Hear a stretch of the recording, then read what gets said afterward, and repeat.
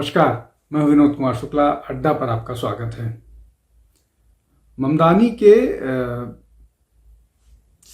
सम्मान में, या कह लीजिए ममदानी के सपोर्ट में कसीदे कसने वालों में अरशद मदनी, जो जमीयत उलेमा हिंद के सरबराह हैं, उनका भी नाम शामिल हो गया है। लेकिन बात उन्होंने ये कही कि हिंदुस्तान के बाहर जो है वो मुसलमान बेहतर कर रहा है। न्यूयॉर्क का मेयर ममदानी हो सकता है, इसके अलावा लंदन का मेयर कोई एक मुसलमान हो सकता है। लेकिन भारत में कोई भी मुसलमान किसी यूनिवर्सिटी का वाइस चांसलर नहीं हो सकता है। अब ये सीधे तौर पर अगर इसको ये शब्द ना इस्तेमाल करें कि ये झूठ है, तो दूसरा शब्द इस्तेमाल करते हैं कि ये सत्य नहीं है। सत्य इसलिए नहीं है कि जामिया मिलिया इस्लामिया, अलीगढ़ मुस्लिम यूनिवर्सिटी, जामिया हमदर्द, हैदराबाद उर्दू यूनिवर्सिटी, इस तरह से अनगिनत संस्थाएं हैं जहां पर मुसलमान वाइस चांसलर रह चुके हैं। जेएनयू में भी मुसलमान वाइस चांसलर रह चुके हैं, और भी बहुत सारी यूनिवर्सिटीज़ हैं। लेकिन ये जो बात कही है अरशद मदनी ने, ये इस तरह की बात हमेशा से वो करते रहे हैं, उनका संगठन करता रहता है। एक और उन्होंने बात कही कि अगर कोई व्यक्ति भारत में विश्वविद्यालय खोलता है तो उसका हाल आजम खां जैसा होगा। मतलब आजम खां को यूनिवर्सिटी खोलने के आरोप में जेल में डाला गया है। ये भी असत्य है। असत्य इस सेंस में है कि जिन लोगों ने आजम खां पर यह आरोप लगाया था कि उन्होंने उनकी ज़मीन हड़पी है और सरकारी ज़मीन हड़पी है, उनमें से बड़ी संख्या में लोग मुसलमान हैं। जो सरकार की ज़मीन हड़पी है उस पर है, उन पर और बहुत सारे जो आरोप है उसको लेकर के वो अलग बात है, लेकिन उन पर मुसलमानों की ज़मीन हड़पने का आरोप था और वो साबित हुआ है। तब जो बात अरशद मदनी साहब कह रहे हैं आजम खां को लेकर के, वो इमोशनल कार्ड या अपने उन लोगों को इंस्टिगेट करने की कोशिश कर रहे हैं, भड़काने की कोशिश कर रहे हैं जिनको बहुत सारी सूचनाएं नहीं होती है, एक। और दूसरा वो जो आंख बंद करके मदनी जैसे नेताओं पर या मदनी जैसे लोगों पर भरोसा करते हैं। अब एक और बात समझ लेते हैं कि आजम खान ने यूनिवर्सिटी किसके नाम पर बनाई थी। मोहम्मद अली जौहर, जो जौहर यूनिवर्सिटी आजम खान ने बनाई थी, उसके जो नेता थे वो मुस्लिम लीग के नेता थे और उन्होंने भारत में अपनी मौत, मतलब उनकी मौत भारत से बाहर हुई थी, और उन्होंने मौत के बाद दफन करने के लिए, ऐसा नहीं है जहां उनकी मौत हुई थी वहां दफन करने की बात कही थी, उन्होंने अपने आप को दफन करने के लिए फिलिस्तीन में अल-अक्सा मॉस्क में दफन करने की बात कही थी और उनको वहीं दफन किया गया है। तो क्या ऐसा व्यक्ति जिसको भारत से लगाव नहीं था और जो भारत के विभाजन के लिए काम कर रहा था, उस व्यक्ति के बारे में इस तरह की बात करना कि उसके नाम पर यूनिवर्सिटी बनाना, ये अपने आप में ही बहुत शर्मनाक तो ही है। और उसके समर्थन में उसके नाम पर विश्वविद्यालय बनाना, ये भी भारत के लोगों के उस मरहम पर, उस घाव पर मरहम की जगह उस पर मिर्च मलने जैसा है, जब कोई व्यक्ति जौहर के नाम से विश्वविद्यालय बनाता है। खैर, उस पर नहीं जाते, वो इसको क्लियर करना जरूरी था। अब विषय पर आते हैं कि क्या भारत में मुसलमानों को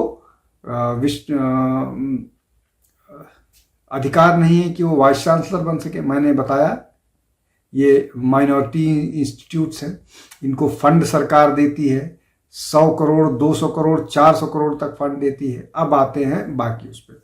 जाकिर हुसैन फखरुद्दीन अली अहमद, मोहम्मद हिदायतुल्लाह, इसमें से 2 राष्ट्रपति हैं और 1 उपराष्ट्रपति है। देश का सबसे बड़ा पद मुसलमान को दिया गया। इस देश का पहला शिक्षा मंत्री, वो भी मदरसा का पढ़ा हुआ व्यक्ति था, जिस देश में पैदा नहीं हुआ था, उसकी मक्का में उसकी पैदाइश है। वो व्यक्ति 10 साल तक मुख्यमंत्री इस देश का शिक्षा मंत्री रहा। उसके पहले चुनाव को लेकर के विवाद है, जब वो रामपुर से लड़ा था, वहीं की बात कर रहे हैं मदनी साहब, जहां पर अभी आजम खां अपना विश्वविद्यालय खोलना चाहते थे। जब वो पहले चुनाव में हार गए थे जबरदस्ती, इस तरह का आरोप है, तो उसके बाद फिर वो गुरुग्राम से दूसरा चुनाव लड़े। तो इसके बाद भी लगातार शिक्षा मंत्री रहे हैं, कई प्रदेशों के मुख्यमंत्री रहे हैं, बिहार के, महाराष्ट्र के। तो ये भी एक भ्रम नहीं होना चाहिए। तो ये जो बात कही जा रही है कि जो आरोप ये लग के आ रहे हैं कि सरकार ऐसा कर रही है, सरकार जो है वो मुसलमानों को टारगेट कर रही है। अब जमीयत उलेमा हिंद की एक लीगल बेंच है जो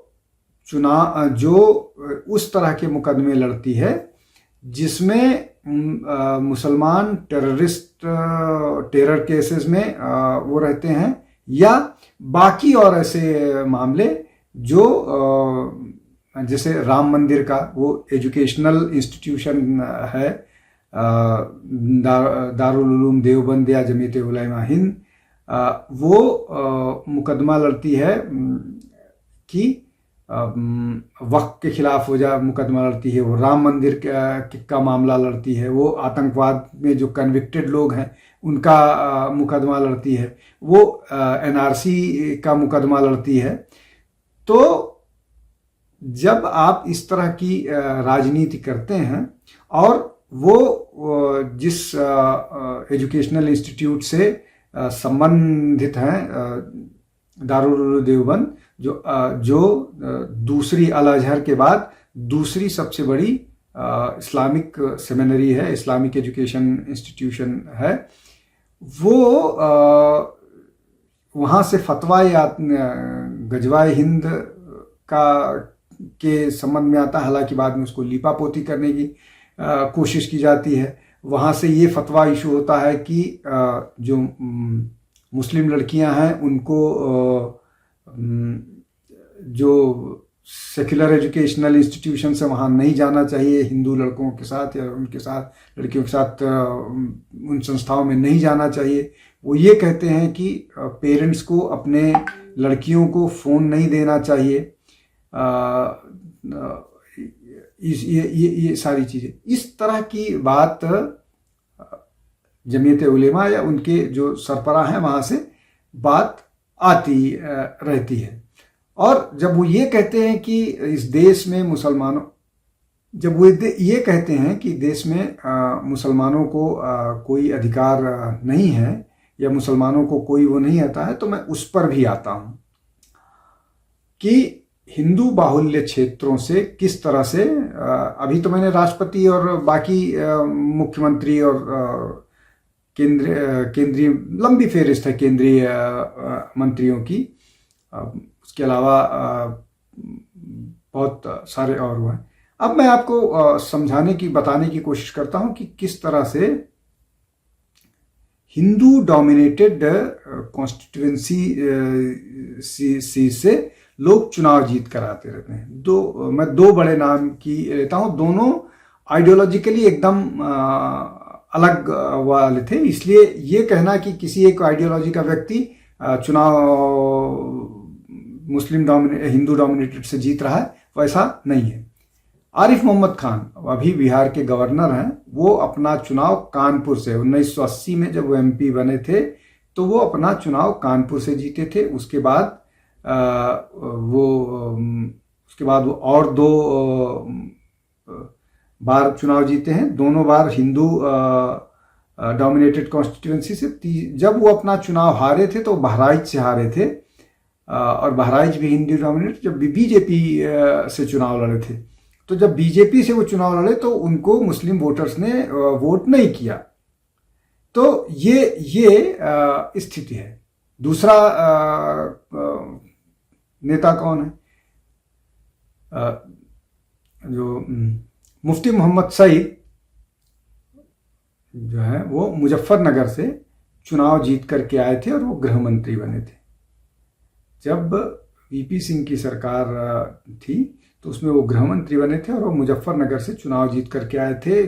क्या एक ऐसा व्यक्ति जो कश्मीर में जिसके बारे में इस तरह की है कि वो पाकिस्तान के लिए या पाकिस्तान के बारे में उसके सॉफ्ट बातें होती हैं, और उसी तरह की राजनीति उनकी पुत्री महबूबा मुफ्ती करती हैं, जो अभी आतंकवादी हमले के बाद ये कह रही थी कि उनके परिवारजनों को नहीं परेशान किया जाना चाहिए, और बहुत सारी चीज़ों पर वो प्रमाण मांगती हैं। उसी आइडियोलॉजिकल जो बातें हैं उसी को आगे करती हैं जो महबूबा मुफ्ती, मतलब आरिफ जो मुफ्ती साहब थे, मुफ्ती साहब की जो आइडियोलॉजी थी उसी आइडियोलॉजी को महबूबा मुफ्ती आगे लेकर के आई। वो मुजफ्फरनगर से चुनाव जीत करके आते हैं, जो हिंदू डोमिनेटेड कॉन्स्टिट्यूएंसी है। वहाँ पर मुसलमान बड़ी संख्या में हैं, लेकिन इतने नहीं हैं कि वो अकेले दम पर किसी को चुनाव जीत पाए, और वहाँ से बीजेपी भी जीतती रही है। खैर, तो ये दो उदाहरण हैं, लेकिन ये दो उदाहरण ही नहीं है, और अनगिनत उदाहरण हैं। अनगिनत उदाहरण है जहां पर हिंदू डोमिनेटेड कॉन्स्टिट्यूएंसी में दूसरे धर्म का व्यक्ति जीत करके आ गया। जॉर्ज फर्नांडिस मुजफ्फरपुर से कितनी बार सांसद रहे हैं। वो मैंगलोर के हैं, क्रिश्चियन, प्रैक्टिसिंग क्रिश्चियन हैं, थे। हालांकि वो समाजवादी थे अपने आप को, लेकिन वो वहाँ से मुजफ्फरपुर से जीत करके आते थे। तो ये बात सिर्फ और सिर्फ विक्टिम कार्ड खेले जाने जैसा है। भारत में हिंदू मुसलमान से फर्क नहीं पड़ता है। आपको नेता होना पड़ेगा, आपको उस तरह की बात करनी पड़ेगी। एक और उदाहरण देता हूँ। भागलपुर से चुनाव जीतते थे सैयद शाहनवाज हुसैन। भागलपुर की सीट उनको जब उप मुख्यमंत्री बने थे मोदी साहब, सुशील मोदी जब उप मुख्यमंत्री बने थे तो वो वहाँ से सांसद थे। वो सीट उन्होंने छोड़ी, तब उसको शाहनवाज हुसैन वहाँ से चुनाव लड़ना शुरू किए, और वो 2 टर्म जीत करके आए और केंद्रीय मंत्री भी बने। तो ये कहना कि भारत में मुसलमानों को भारत में मुसलमानों को अधिकार नहीं है, उनको कुछ नहीं मिलता है, ये गलत है। इस मामले में अल-फलाह को बर्बाद करने का जो, या अल-फलाह पर सरकार के कदम पर जो मदनी साहब बात कर रहे हैं, उसको फिर से समझना होगा कि क्या मदनी साहब के पास इस बात का कोई जवाब है कि जो वहाँ पर 3000 किलो से ज़्यादा विस्फोटक बरामद हुए हैं वो किस लिए वहाँ लाए गए थे। और अल-फलाह यूनिवर्सिटी से जुड़ा हुआ व्यक्ति अपने आप को विस्फोट करके मार देता है, तो वो क्यों ऐसा, क्या उसके पीछे कारण है, और क्या बिना किसी कारण से वो अपने आप को इस तरह से करता है। जो व्यक्ति दूसरों की जिंदगी बचाने के लिए डॉक्टर बनता है, और लखनऊ से जो गिरफ्तारी हुई है महिला डॉक्टर की या बाकी और सारे लोग, वो क्यों इस तरह की गतिविधियों में संलिप्त थे। और इसके अलावा जो व्यक्ति अल-फलाह यूनिवर्सिटी चलाता है, क्या उसके क्रिमिनल एंटीसीडेंट्स नहीं रहे हैं? क्या वो पहले क्राइम में इन्वॉल्व नहीं रहा है? क्या वो 3 साल का जेल काट करके नहीं आया है? इस तरह के लोगों का बचाव, आतंकवादियों का बचाव करके जो मुस्लिम हैं जिनको बहुत सारी चीज़ों का जानकारी नहीं होती है और जो मदनी जैसे बुजुर्ग और धार्मिक नेता पर आंख बंद करके विश्वास करते हैं, वो इस तरह के बयानों से मिसगाइड होंगे और एक जिम्मेदार नागरिक होने के नाते मदनी जैसे लोगों को इस तरह के बयानबाजी से बचना चाहिए, जो न केवल हिंदू मुसलमानों के बीच कटुता ले आएंगे बल्कि जिसका पूरे ग्लोबल उसमें मैसेज खराब जाएगा। और अगर मदनी साहब इस ग्लोबल मैसेजिंग देने की कोशिश कर रहे हैं तो ये भी देश के लिहाज से उचित नहीं है। मदनी साहब को इस तरह के उससे बचना चाहिए। हालांकि वो मतलब जिस तरह की उनकी बात है वो सिर्फ इस्लामिक उसकी बात करते हैं, वो हिंदुओं को, ये हिंदू इंटरेस्ट की बात उनके जहन में नहीं आती है। राम मंदिर केस में उनकी भूमिका है, इस तरह के बहुत सारे भूमिका हमेशा जो है वो ऐसा लगता है कि हिंदू और मुसलमानों को अलग करने की एक बात वो हमेशा से करते हुए नजर आते हैं। आज के लिए बस इतना ही। बहुत बहुत धन्यवाद। नमस्कार।